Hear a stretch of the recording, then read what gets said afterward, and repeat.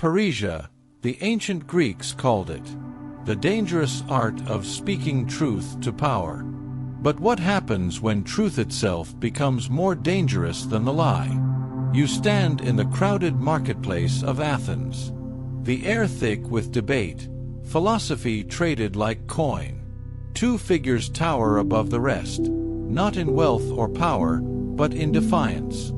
Socrates, calm, methodical, questioning every assumption. Diogenes, ragged, unwashed, snarling at the hypocrisy of civilization itself. Both men claimed to love truth. Yet their paths could not have been more different. Socrates questioned until his city condemned him to drink hemlock. Diogenes mocked the entire world, living in a barrel, barking at kings, spitting on false virtue. Here lies the great question. Is truth a noble duty worth dying for, or is it a weapon of mockery to be hurled at the powerful without mercy? Carl Jung once said, "The truth is often something that cannot be told in words. It must be realized." But how do you realize truth when society punishes those who dare to speak it? This is Legend's legacy. And today, you will walk the razor's edge between wisdom and madness, reason and ridicule. Stay until the end, because the cost of truth is never what you think it is. The real danger of truth is not in the words themselves, but in the human mind that resists them. You know this resistance well. It's the discomfort that creeps in when someone challenges your deepest beliefs. It's the silent rage that boils when the mask of society is pulled away. Socrates understood this. His weapon was the question. He stripped away illusions, layer by layer, until the proud were exposed in their ignorance. But people do not forgive the one who shatters their illusions. They crave certainty, not doubt. Plato recorded Socrates' method as wisdom, but Athens called it treason. Diogenes understood a darker truth. Ridicule bypasses logic and strikes at pride. He lived as proof that society's conventions were absurd. When asked what wine he liked, he replied, "The one that belongs to another." His defiance was more than humor. It was psychological warfare against hypocrisy. Nietzsche once wrote, "Sometimes people don't want to hear the truth because they don't want their illusions destroyed." That is the root.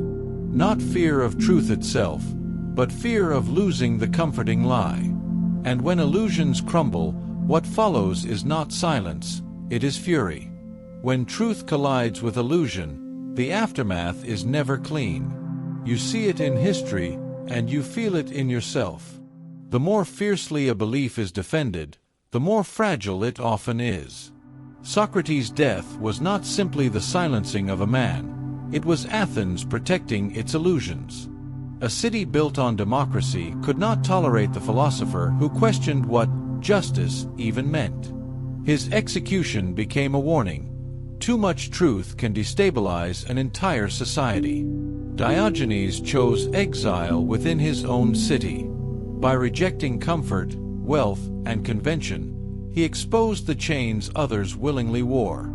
Yet his rebellion brought isolation. The crowd laughed, but the laughter was nervous. They knew he mocked them. The psychological trap is clear. Cognitive dissonance forces people to defend the lie that makes them feel safe. History repeats this cycle endlessly. Religions, empires, governments, all punish those who reveal the cracks in their foundations. And you are not outside this pattern. Every time you swallow your words, every time you smile at hypocrisy to avoid conflict, you become part of the story. The question burns: is silence survival or surrender? There comes a moment when silence rots the soul, when the weight of unspoken truth becomes heavier than the risk of speaking it. That moment is rebellion, not of violence, but of clarity. Socrates showed one path: discipline of the mind. He taught that wisdom begins in admitting ignorance. His rebellion was subtle but radical, to ask questions no king or law could fully silence. Even in death, he proved that truth can outlive the body that carries it. Diogenes carved another path, brutal honesty. He stripped life to its bones, rejecting wealth, status, and even shame. When Alexander the Great offered him anything, Diogenes replied, "Stand out of my sunlight." That was his rebellion, needing nothing that power could give. Both paths teach the same lesson. To break free, you must detach from the illusions that bind others. You must train your mind to face discomfort, and your spirit to stand alone when necessary. As Viktor Frankl said, between stimulus and response there is a space. In that space is our power to choose our response. In our response lies our growth and our freedom. Rebellion begins in that space. The cost of truth is not paid once, it is paid every day. To speak truth is to risk exile. To live truth is to risk isolation. Yet to deny truth is to die long before your body falls. Here lies the ultimate realization. Truth is not a weapon for others. It is a mirror for yourself. Socrates showed that truth demands courage to question everything, even your own mind.